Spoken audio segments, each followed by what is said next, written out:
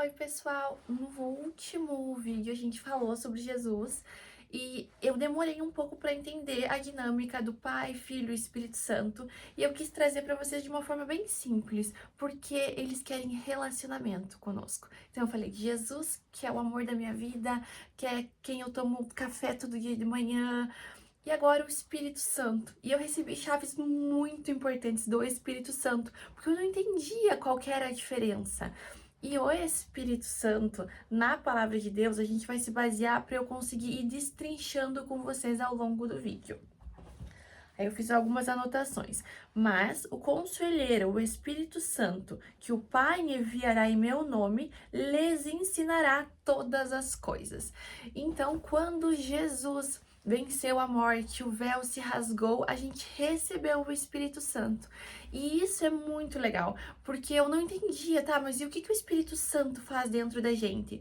E aí, quando eu voltei há 2 anos atrás para Jesus, quando eu entendi todas as coisas, então não é só nas coisas religiosas, o Espírito Santo nos guia em todas as coisas do nosso dia.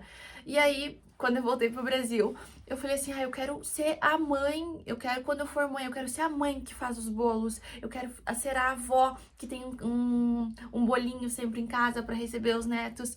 Então, se eu quero ser essa mulher, eu preciso começar a me tornar ser. Aí eu falei, então, se o Espírito Santo me ajuda em todas as coisas, ele pode me ajudar a se tornar essa mulher. E aí eu fui recebendo a palavra mulher virtuosa. Então, de Provérbios 31. E aí eu falei, então, Espírito Santo, tu me ajuda? Eu fiquei 2 meses fazendo bolo pro meu irmão. E eu falava, Espírito Santo, tu me ajuda a fazer esse bolo? E ele quer nos ajudar nas coisas simples. O relacionamento com o Espírito Santo, ele é simples. Só que ele é cavalheiro. Então ele precisa também que você convide ele para fazer parte do teu dia. Sabe aquela coisa que tu diz assim, eu tenho essa intuição.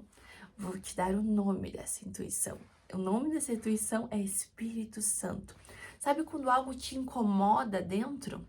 Na palavra de Deus diz que o Espírito Santo nos convence da verdade, da justiça e do juízo. É Ele que está te incomodando para que você não vá nesse lugar. É Ele que está te dando essa certeza. Então, é o Espírito Santo que nos convence. Então, quando a gente tá pregando a palavra, ministrando a palavra, por exemplo, não é eu que estou convencendo você de nada, mas sim o Espírito Santo que está dentro de você, que está testificando a verdade do que eu estou falando, a verdade da palavra. Então, isso é incrível que a gente pode convidar ele todo dia de manhã. Espírito Santo, te dou liberdade para me orientar durante esse dia. E também o Espírito Santo nos reveste de força e poder. Coisas que a gente não faria, que a gente não conseguiria fazer sozinho. Exemplo, se livrar de um vício. O Espírito Santo nos dá poder para que a gente consiga viver em espírito e consiga superar esse vício. Então, tu entende o poder que existe no Espírito Santo? Aí aqui ele diz, né? Todas as coisas lhes fará lembrar tudo o que eu lhes disse. Então, ele não é uma coisa à parte de Jesus, mas sim uma parte dele. Jesus deixou o Espírito dele aqui para nós na terra, porque Jesus está no céu, sendo nosso conselheiro, sendo o nosso ajudador, o nosso paracletos, o nosso advogado. Mas aqui na terra nós também, todos os dias, temos o Espírito dentro de nós. E isso é muito maravilhoso. Eu fiquei assim encantada com essa chave de todos os dias. Então, e a esperança não decepciona, porque Deus derramou seu amor em nossos corações por meio do Espírito Santo que ele nos concedeu. Então, Jesus nos concedeu o Espírito Santo. Essa passagem está em Romanos 5:5 e olha a beleza disso. Então, a gente pode perguntar todas as coisas para o Espírito Santo, qualquer coisa. Quem me tornou uma dona de casa foi o Espírito Santo. E é muito lindo como ele me mostrou para fazer as coisas. E tem uma ordem, uma beleza. Quando as coisas vêm de Deus, ela tem uma beleza e uma ordem sequencial. Então o Espírito Santo não. Eu queria fazer tudo de uma vez. E ele falou pouco a pouco. sabe? Confie no processo. Eu queria limpar a casa toda no domingo. E ele falou assim: não, comece com um pouco na segunda, um pouco na terça, um pouco na quarta, o pouco que você consegue. E no final, quando você vai ver, você já tem uma rotina sagrada, você já tem uma rotina de ordem. Outra coisa que o Espírito Santo me ensinou foi: começou, termina. Tu não precisa começar no teu quarto e terminar na tua cozinha. Não, se você pegou o teu quarto, começa com o teu quarto e termina com o teu quarto. E aí você passa para a próxima etapa. Então, o Espírito Santo é ordem na nossa vida. Se você não tem ordem, você precisa chamar o Espírito Santo para criar essa ordem na sua vida. Nosso guia, porque todos os que são guiados pelo Espírito de Deus são filhos de Deus.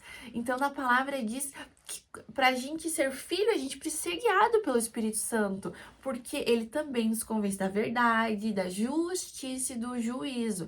Então, não é só passar a mão na cabeça. Quando você estiver errado, ele vai dizer: ó, ele vai te incomodar internamente. Então, por isso que existem palavras que te incomodam. É o Espírito Santo te falando: ó, ali tu tem alguma coisa.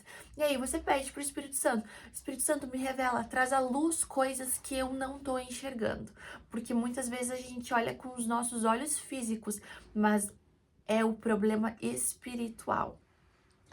Da mesma forma, o Espírito nos ajuda em nossa fraqueza, pois não sabemos como orar, mas o Espírito intercede por nós por meio de gemidos inexprimíveis. Romanos 8:26. Então, na palavra de Deus diz: vocês não recebem porque vocês não sabem pedir.